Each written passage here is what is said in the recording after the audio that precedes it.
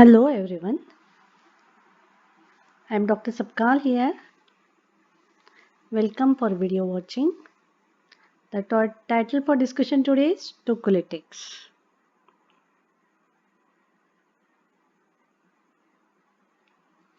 Tocolytics, they are also called as uterine relaxants. They do not prevent the onset of preterm labor and they do not prolong the duration of pregnancy also.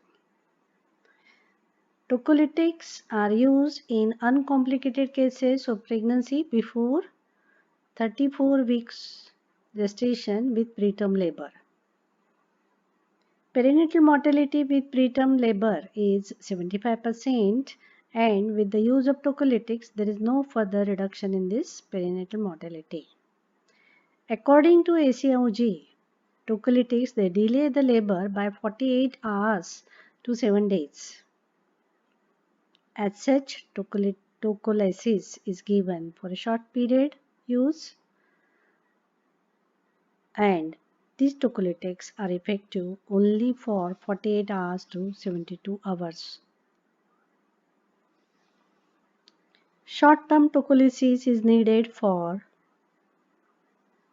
allow the fetus to mature and for the need of 24 to 48 hours at hand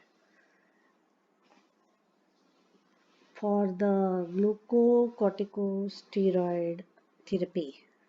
It is used for lung maturation. They are also useful in utero transfer of the fetus for NICU facilities. Tocolysis is given in emergency conditions like uterine hyperstimulation or tachysis stool. There, injection terbutaline is used. It is the only injection which is given through the subcutaneous route. Only tocolytic drug which is used through subcutaneous route. Other conditions where tocolytics are used in clinical practice are external cephalic version during rescue cerclage operations in cases of cervical incompetence. Remember, preterm labor due to infection. In these cases, the tocolytics are not useful. They are not effective. They are refractory conditions for tocolytic drugs. Risk assessment of preterm labor. Preterm labor can be predicted from the obstetric history, usually the past obstetric history. If the first pregnancy event more than 35 weeks, then only 5% is the risk of next preterm delivery. And if past pregnancy event less than 34 weeks, then the risk increases to 16%. And with history of 2 deliveries less than 34 weeks, then the risk is too much. It is 41% with the next risk of next preterm delivery. There is one term used as arrested preterm, means there are no contractions for 12 hours of use of tocolytics. Maintenance of tocolytics. Tocolysis. Tocolytics are not used for this reason. In these cases, oral micronized progesterone is used to the dose of 300 microgram vaginal route or oral route can also be practiced. Progesterone is not used as tocolytic. It is used as a prevention of preterm labor, prevention of abortion in cases of threatened abortion cases. What are the predictors of preterm labor? As usual, regular uterine contractions, at least 4 contractions in 20 minutes or 8 contractions in 60 minutes indicates onset of premature uterine contractions. Pelvic pressure, history of low backache, big discharge per vaginal or show indicates preterm delivery. Dilatation of cervix more than 2 cm indicates preterm labor. But Remember, the tocolytics are not effective if the cervix dilatation is more than 4 cm. Effacement of the cervix 80% and T-shaped cervical canal indicates normal status. If there is funneling of internal os, indicates suspicious of preterm labor, and if it is U-shaped, indicates incompetent cervix. The normal cervical length on TVS is less than 25 mm. With that, the risk of preterm labor is 17.8%. This line is very important from MCQ point of view. And see the other predictor is cervical discharge positive for fetal fibronectin. If it is seen before 37 weeks of pregnancy and the levels are more than 15 nanogram per ml, it is a strong predictor of preterm labor.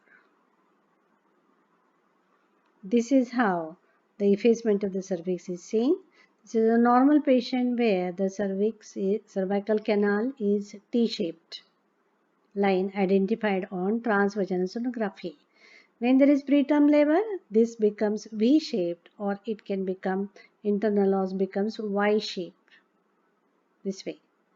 These two V-shape and Y-shape internal os indicates onset of preterm labor.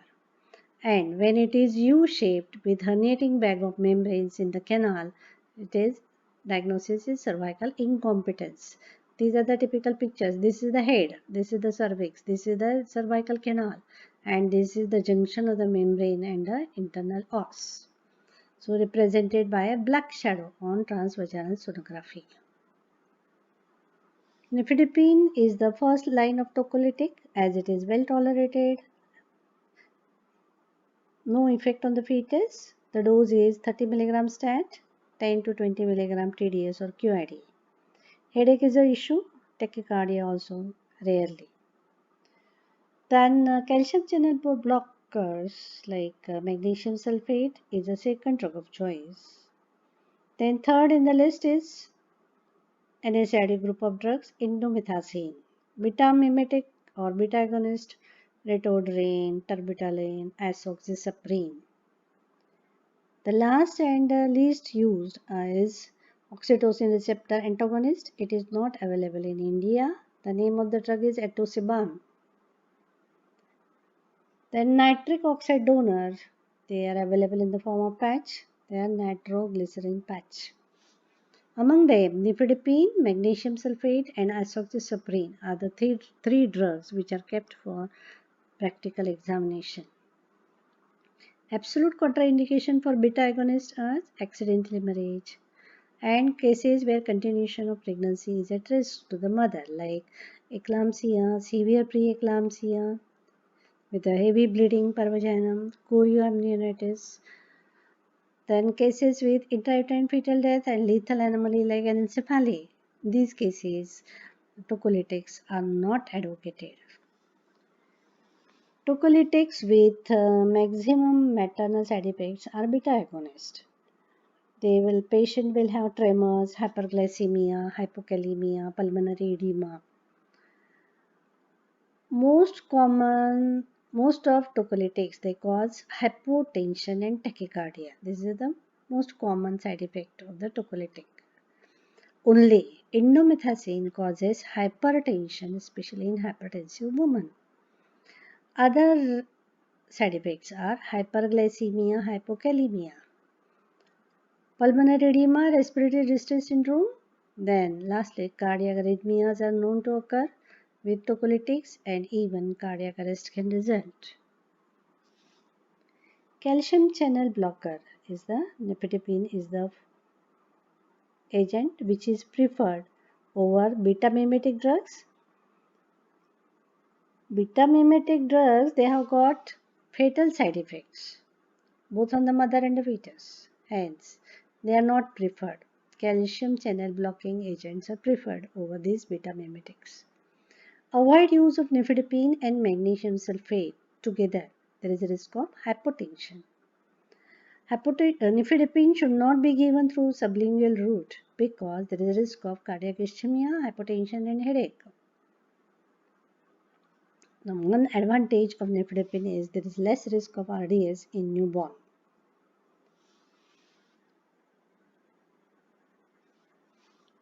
These are the tocolytics which can be used as oral preparation. So nifedipine tablet 30 mg stat, repeat 20 mg every 1 hourly till the uterine contraction stop, followed by oral 10 to 20 mg QID per day for 1 day. Then subsequently slow releasing tablet of 60 mg per day may be given for total for 5 days. So 7 days therapy is effective. Next drug is isoxazoline or divedolone injection. At IV dose is 30 mg is added in 500 ml of dextrose, 0.1 mg initially to start with. Then increase every 10 minutes up to 1 mg per minute, followed by oral treatment. The dose of tablet divedolone is 5 to 10 mg QID. Then NSAID group of drugs or indomethacin tablet 50 mg stat followed by 25 mg QID is given. Then Sulindac tablet 200 mg tablet is available. It is given OD per day. Magnesium sulfate injection we know 4 grams in the infusion followed by 1 gram per hour for 24 hours. So these are the all oral preparation. Usually the dose is 5 to 10 mg QID. 25. This one is 25 mg QID and Sulindac. This is very rare one. Used 200 mg OD. So the dose 10 to 20 mg QID is enough. This azoxystrobin is very less, 5 mg to 10 mg QID. What about the injectable preparations? Azoxystrobin is also used as injection preparation. IV 30 mg is dissolved in 500 ml. We have learned this and supplemented by oral tablet 5 to 10 mg QID. Now these salbutamol, terbutaline, these two drugs, the maintenance dose is same 2 to 5 microgram IV per minute for 24 hours. But the stat dose for salbutamol is 20 microgram per minute and for terbutaline it is 10 microgram per minute. This terbutaline subsequently can be followed after IV push dose, bolus dose can be followed up by oral tablet 5 mg 8 hourly or injection terbutaline 5 mg 8 hourly or injection subcutaneous route 0.24 mg 0.25 mg every 4 hourly. Then the last medicine is the injection ritodrine. The dose is 150 mg is mixed in 500 ml of dextrose. It is given at a rate of 4 mg per hour. The loading dose stat. Maintenance dose is 12 mg per hour for 12 hours. Or tablet, oral tablet 10 mg 2 hourly. This is how the different doses you should remember with this slide. These are injectable preparations and the previous one is why oral doses. Okay. Now mode of action of these beta mimetics. They stimulate the beta adrenergic receptors on the myometrium and cause relaxation by activating the adenyl cyclase, CAMP and protein kinase enzymes. Thus it results into reduction of intracellular calcium levels, which inhibit the activation of contractile proteins like actin and myosin and cause the relaxation. Remember, prolonged use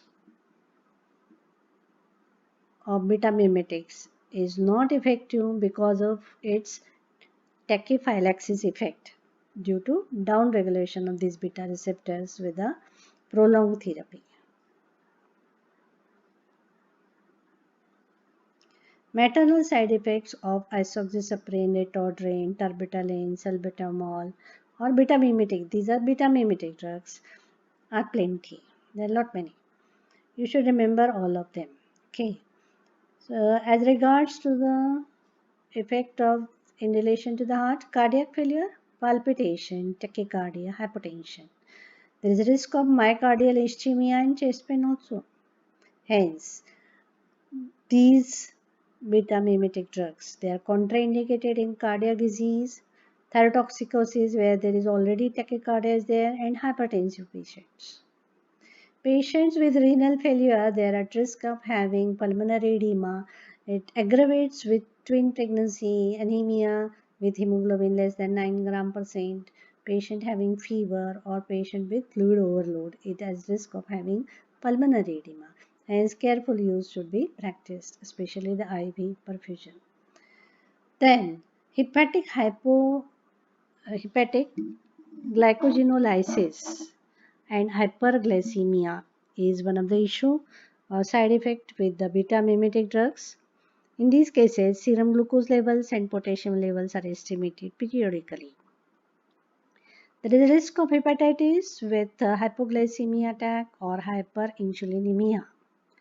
There are chances of lactic acidemia, hypokalemia, and even death with the use of these tocolytic drugs. What is the fetal risk with the beta sympathomimetic drugs like ritodrine, terbutaline? There is risk of tachycardia, same like adult, hypotension, pulmonary hypertension, hypocalcemia. Then, premature closure of ductus arteriosus can occur. Then there is risk of paralytic ileus, necrotizing enterocolitis, and even renal dysfunction results. What about the NSAID group of drugs? The commonest one is indomethacin. It is the first drug of choice for polyhydramnios. It is not used for more than 48 hours.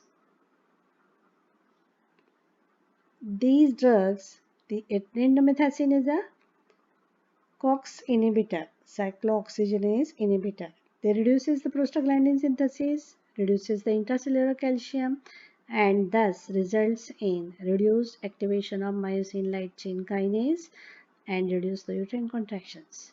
Side effects are renal injury, GI tract bleeding, platelet dysfunction, and thrombocytopenia. It's contraindicated in liver disease and peptic ulcer because will be bleeding tendency and coagulation disorders also. Side effects are on the fetus like constriction of ductus arteriosus, oligoamnias, IUGR, and neonatal pulmonary hypertension is one of the serious problem with the use of indomethacin as a tocolytic drug. Then one more new drug is a oxytocin antagonist as atosiban. It is not available in India. What is the mode of action? It blocks the myometrial oxytocin receptors and thus inhibit the intracellular calcium release, and release of prostaglandins also inhibited, thus inhibits myometrial contractions. Remember, this drug is more effective at an earlier gestation, say about 24 to 33 weeks of pregnancy, and there are less side effects, but it is less effective. Ritodrine and atosiban, they act synergistically, can be combined, thus there can be less side effects. There is less chance of PPH also because its half-life is hardly 12 minutes. Dose protocol is given in 3 stages. In first stage, the bolus injection is of 6.75 mg IV. Watch for the complications like hypotension, tachycardia, dizziness, chest pain, pruritus, and then give the next second dose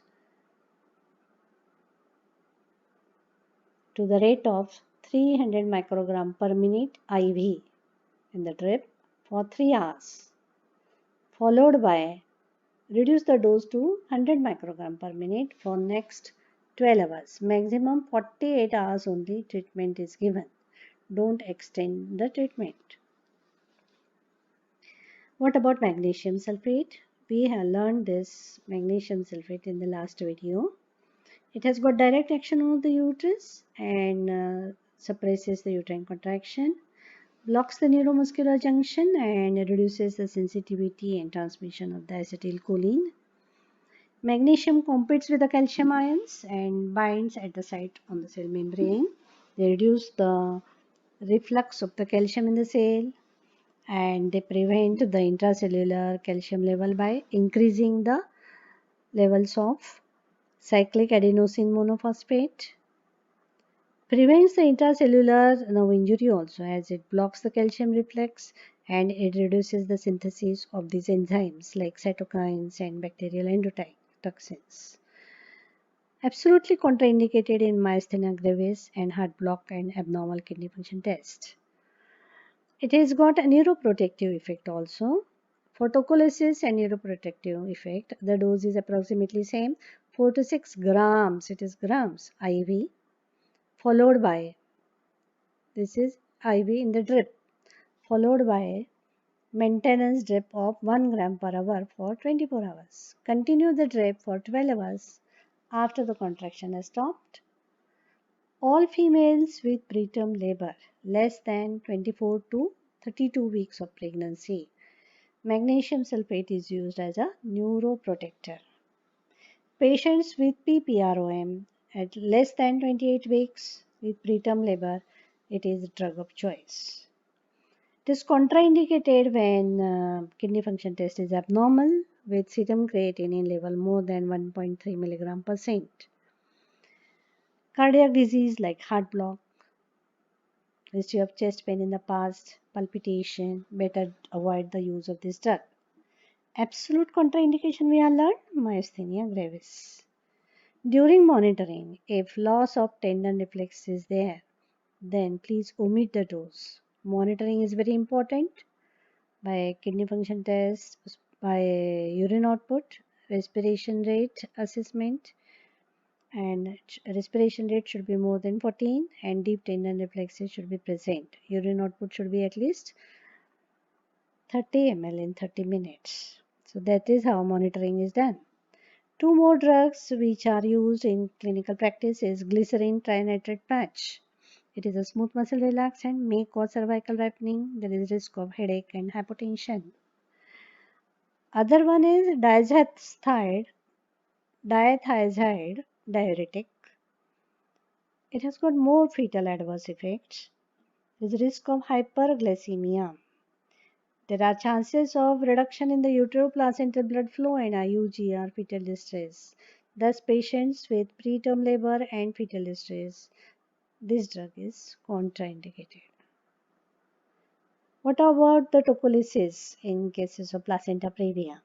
This is a very important slide from MCQ point of view. Usually, a clinical scenario is given in this about these conditions. Expectant treatment with placenta previa is known as McAfee's regime, McAfee's treatment. With that, if the patient has got uterine contractions, then first drug of choice is nifedipine and second drug of choice is magnesium sulfate. Okay, so what is the first drug? Nifedipine and second drug magnesium sulfate. Tocolytics which are not used in placenta previa are the tocolytics which cause tachycardia, sympathomimetic drugs like azoxystrobin, terbutaline, ritodrine, because the pulse will not be reliable to assess the general condition of the lady and it will not tachycardia cannot compensate the blood loss.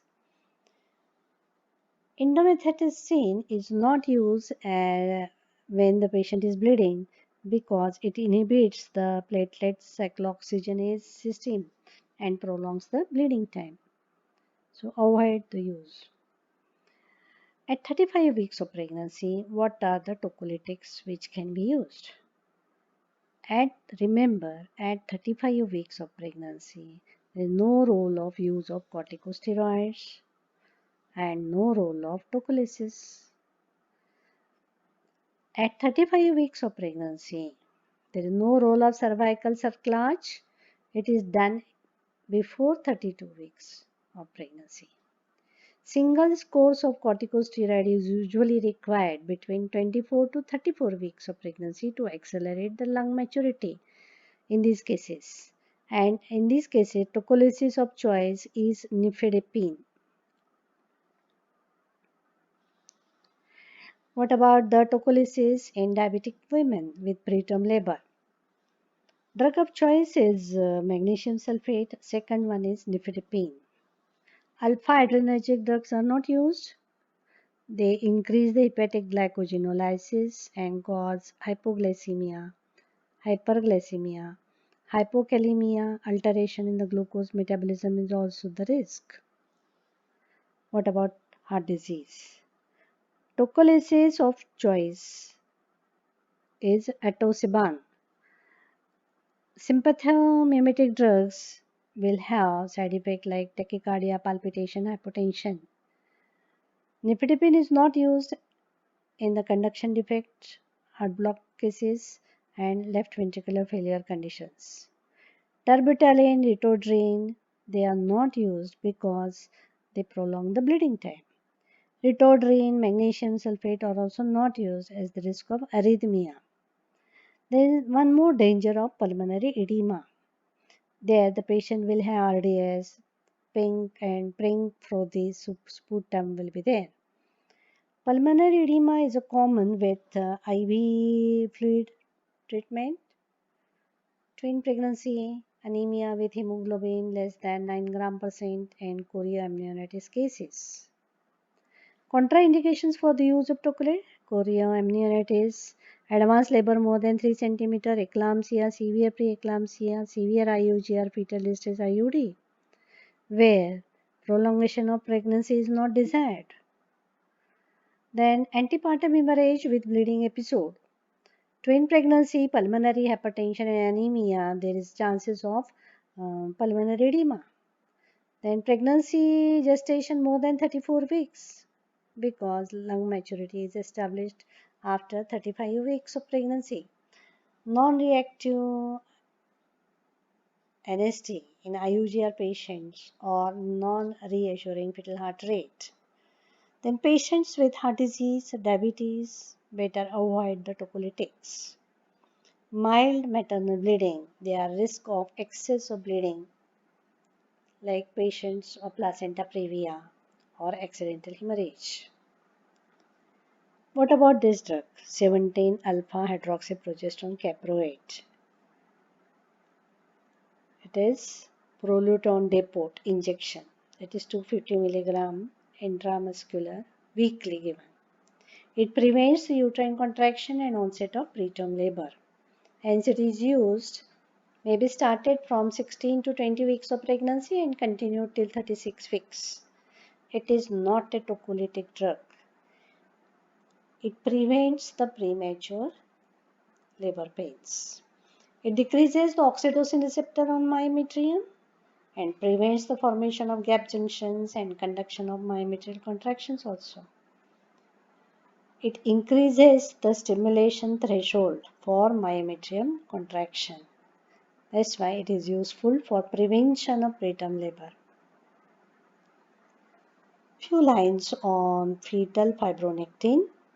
It is seen in pregnancy before 37 weeks in cervical discharge, then it indicates preterm labor. The cutoff value is more than 50 nanogram per ml. It is detected by ELISA test in the cervical discharge. Fetal fibronectin is the best marker of preterm labor with a sensitivity in 93% and negative predictive value 99%. If the test is negative, means no delivery in next 2 weeks. It's good time. Normally, fetal fibronectin is seen in the cervical secretions before 24 weeks and patients with PROM cases. And lastly, again it appears at term with the labor pains. If fetal fibronectin is positive after 24 weeks in the cervical secretion, it indicates disruption of chorion, amnion and decidua.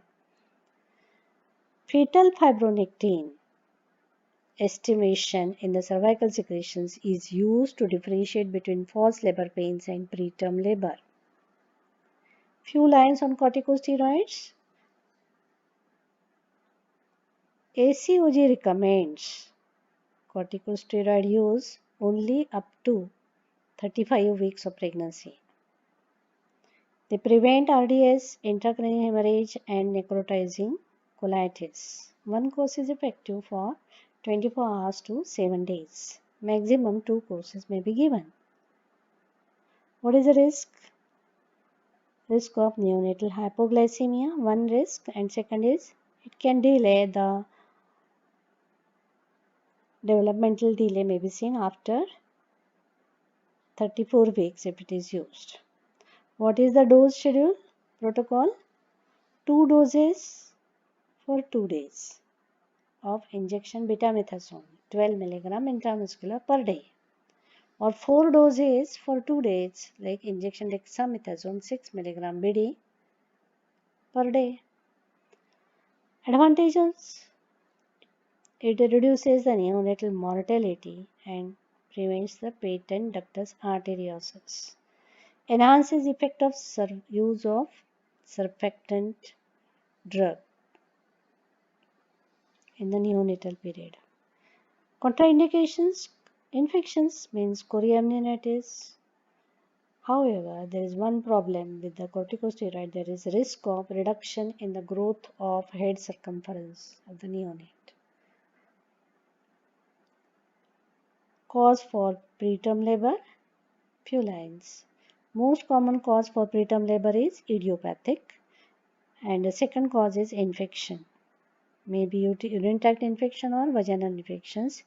Ureaplasma urolithecum is the commonest organism, and the next order organism are Gardnerella vaginum, which is seen in bacterial vaginosis cases.